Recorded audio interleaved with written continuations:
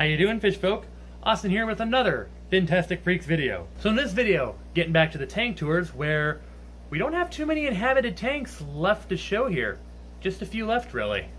To be precise, as I make this video, we currently just have 4 inhabited tanks left where I have not put them on the tank tours. Though before we wrap this tank tour thing up, we might add one more tank to that list. Possibly 2.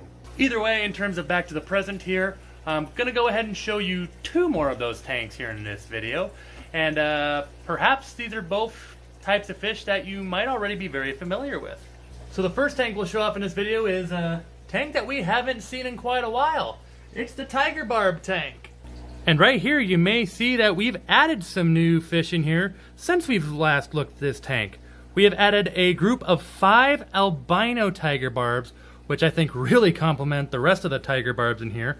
We have 4 total typical Tiger Barbs in there, as well as a school of, or group perhaps better described, a group of 5 green Tiger Barbs. And as you can also see, we have a very young Bisher in here. Now I know a lot of people are probably thinking, what the heck am I doing putting a Bisher in just a 36 bow front tank? Well, one, currently right now he's only about 3.5, 4 inches, so got a lot of growing to do. And the good thing is, typically, not always, but typically they tend to be slow growers, sometimes only growing a few centimeters per month. But rest assured, we do have a plan for the Bisher. He will be moved into the 240-gallon tank once we get that up and going. We'll talk about him more though in a later video. Something I personally have always liked about Tiger Barbs, other than their markings, which I think are just absolutely striking, where if it's the typical Tiger Barbs, the stripes, the green Tiger Barbs, I mean, that green with the orange fin, or even the albinos, which are just kind of a reverse of the typical ones. I also love how these guys are always active. They're always swimming around. They're always doing something. And that's why I always say, if you want a fish that has, you know, a little bit of aggression, but maybe you don't want to go with the African cichlid route, and you want something that doesn't get very big, Tiger Barbs would be one of my first recommendations to fill that exact need. Plant-wise in here, we got some young jungle val sprouts, got an Anubias. Again, I'm terrible at remembering the exact classifications of my Anubiases. I have like a handful of different kinds. We also got a Rotala indica back there, or not much red on them though right now, but staying pretty green. And then we have some giant vals, which I think are a beautiful background plant. And then of course we have the pirate ship, so the Tiger Barbs can play pirates when they want to. Because as is everything I said earlier here, Tiger Barbs don't get very big. They only get about 3-4 inches maximum typically. They do like tropical water, so anywhere between 72, 78 degrees is usually what I consider that range. I keep mine at about 76, so a little bit on the higher end. And it does pretty good there too, and the plants do well in it too, and that's another thing. I think they pop even more in live plant tanks, though they can do just as well in fake plant tanks as well, of course. Well, that tank is probably very recognizable for a lot of you, as Tiger Barbs are one of the classics for sure. Definitely one of the fish I would recommend that at some point major fish keepers should give a shot if you have not already.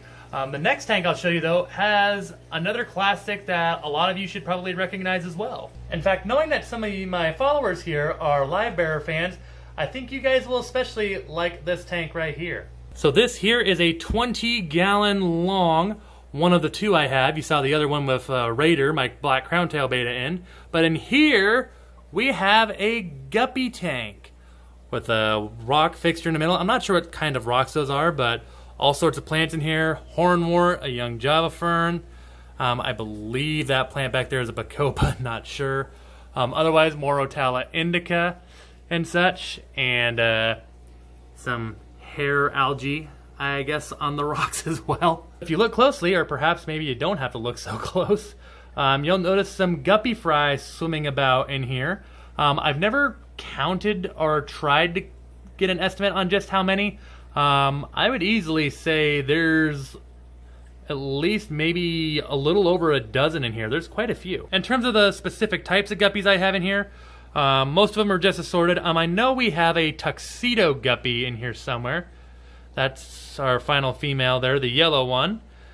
We also have another inhabitant in here and he might be a little hard to see, but on the bottom of this rock, that is a king tiger pleco.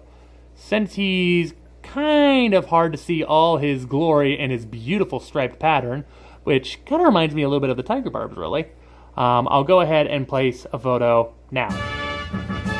Yeah, he's pretty cool, ain't he? Real beautiful markings on him. Originally in this tank, I just had a 25-gallon sponge filter filtering this out. As you can tell, though, some of the plants, though, here are pretty much just stems now, as I noticed my plants were starting not to do as well. It might have also just been that the guppies might have just been picking on them and eating parts of them.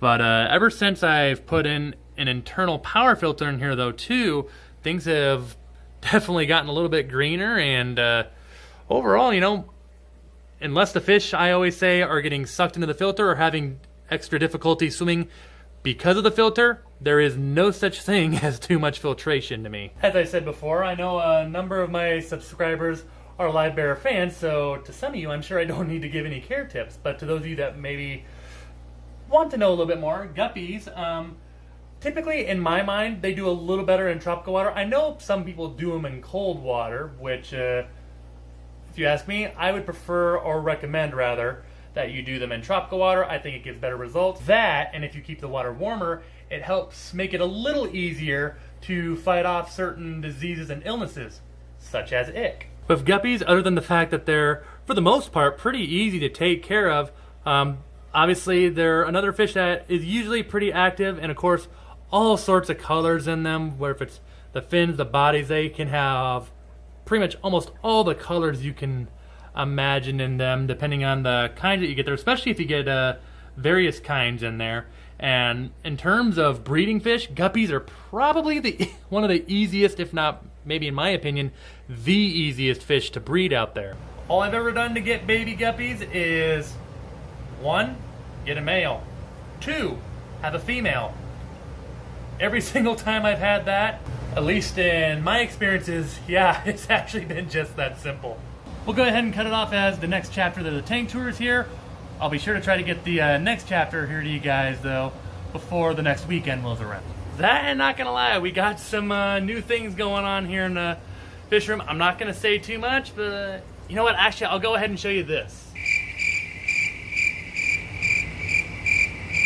Wow, that's not much to see. And some of you might be even wondering, wasn't there something in there once upon a time? Yes, I used to have Lake Malawi African cichlids in there, and well, long story much shorter, I tried them because I know they were really popular, still kind of are really, African cichlids in general. Gave them a try, and I love their activity, I love their color.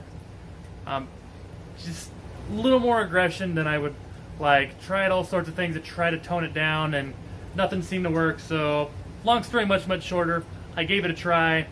It just wasn't my deal. I think I already got an idea of what I might put in this tank, though, for its next inhabitant, and look for a video on that in the somewhat near future.